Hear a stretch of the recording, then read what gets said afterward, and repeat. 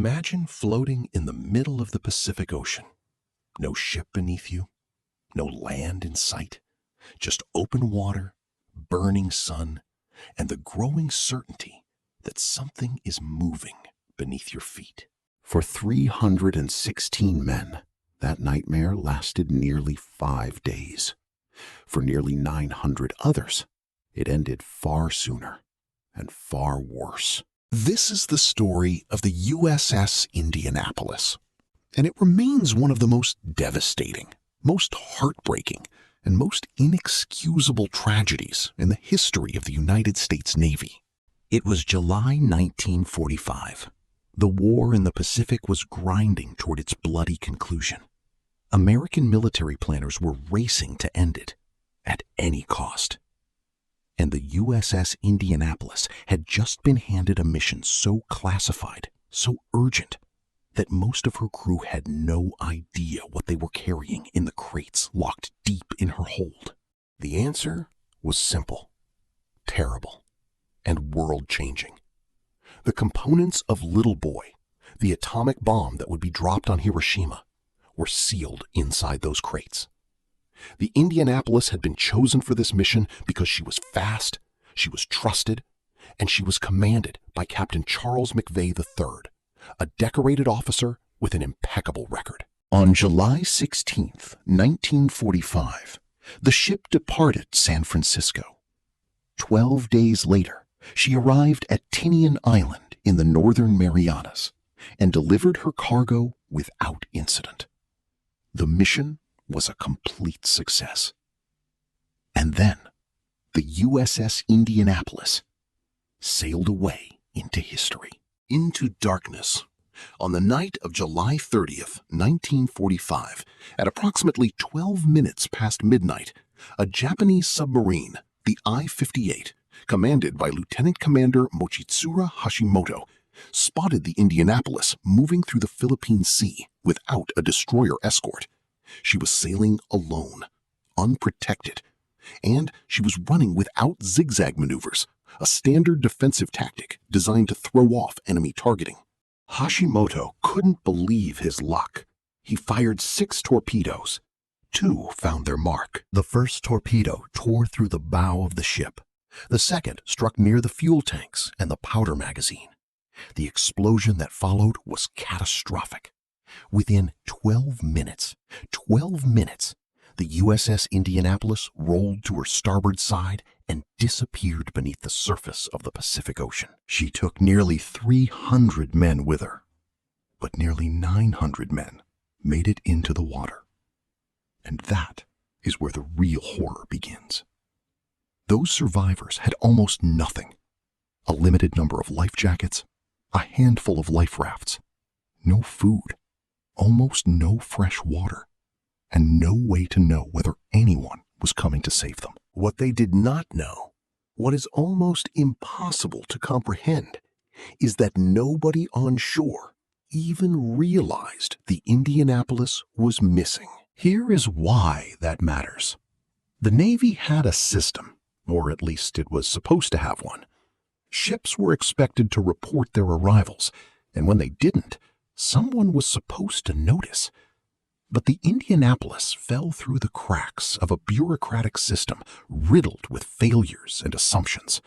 One port assumed another port was tracking her. Communication breakdowns went unchallenged.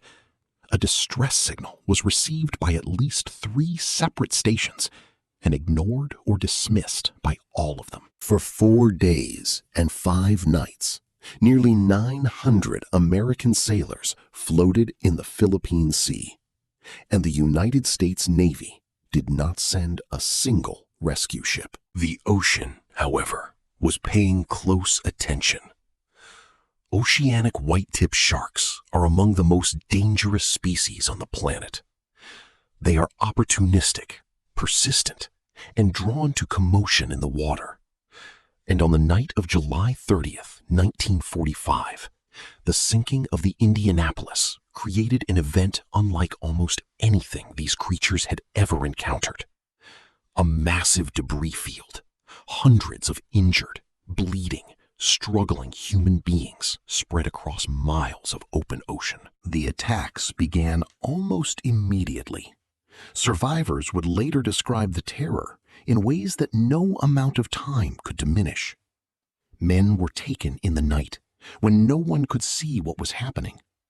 Men were taken in broad daylight, right in front of their shipmates, who were powerless to do anything but watch and hold each other tighter. The sharks circled constantly. They probed the groups of survivors.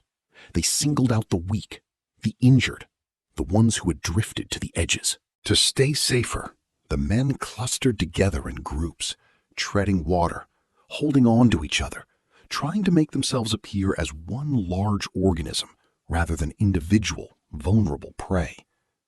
They floated in life jackets that were slowly becoming waterlogged, pulling men's heads toward the water rather than above it. Dehydration set in fast under the Pacific sun. Men who had been rational, disciplined naval officers began to hallucinate. Some saw visions of hotels just beneath the surface and were never seen again.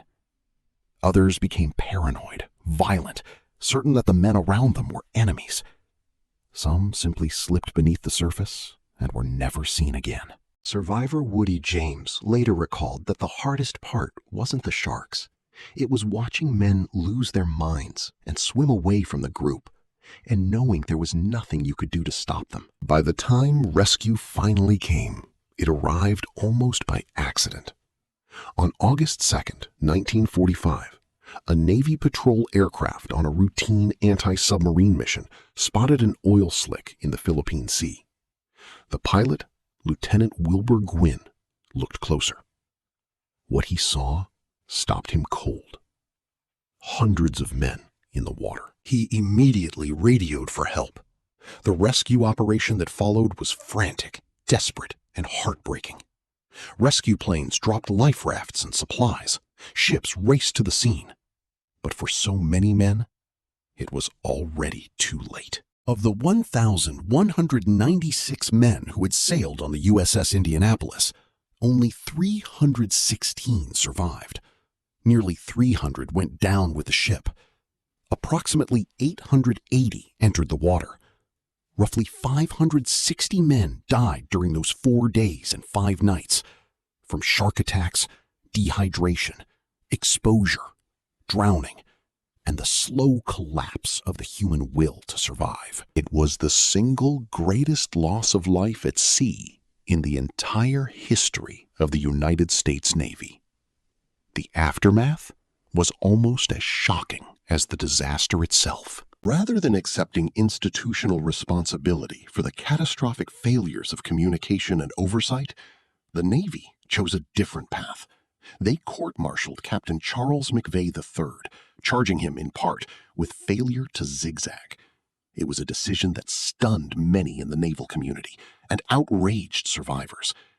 Even Lieutenant Commander Hashimoto, the Japanese submarine commander who had sunk the ship, testified on McVay's behalf, stating that zigzagging would have made no difference to his targeting. McVay was convicted, and for the rest of his life, he received letters from the families of the dead, blaming him, cursing him, holding him responsible for the loss of their sons and brothers and fathers. In 1968, Charles McVay took his own life.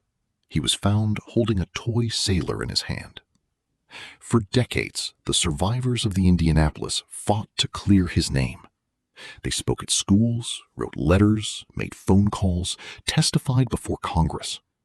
A young student named Hunter Scott, who had first learned about the Indianapolis from the movie Jaws, helped rally national attention to their cause. In October of 2000, 55 years after the sinking, the United States Congress passed a resolution stating that McVay's record should reflect that he was exonerated for the loss of the Indianapolis. President Bill Clinton signed it into law. It was a moment of justice, but it came too late for McVay and for 880 men who never made it home. The wreck of the USS Indianapolis was finally located in 2017, resting 18,000 feet below the surface of the Philippine Sea. She lies on her side in the darkness, largely intact. a grave for the men who went down with her, and a monument to the ones who spent 5 days fighting the ocean, the sharks, and the silence of a navy that didn't notice they were gone. The survivors who lived to tell this story were ordinary men, asked to endure something extraordinary. They were sailors, not soldiers. They had completed their mission successfully. They had done everything right, and the system that was supposed to protect them simply looked away. There are things that history records in numbers. 1,196 men, 316 survivors, 4 days, 5 nights. But the real story of the USS Indianapolis cannot be measured in numbers. It lives in the testimonies of the men who floated in that water, who watched their friends disappear, who held on through the unbearable heat and the unbearable dark and the unbearable knowledge that no one was coming. They held on anyway, because that is what it means to survive. Not just the sharks, not just the sea, but the silence of being forgotten by the very institution you gave your life to serve. The USS Indianapolis went down in 12 minutes. The men she left behind spent the rest of their lives making sure the world would never forget.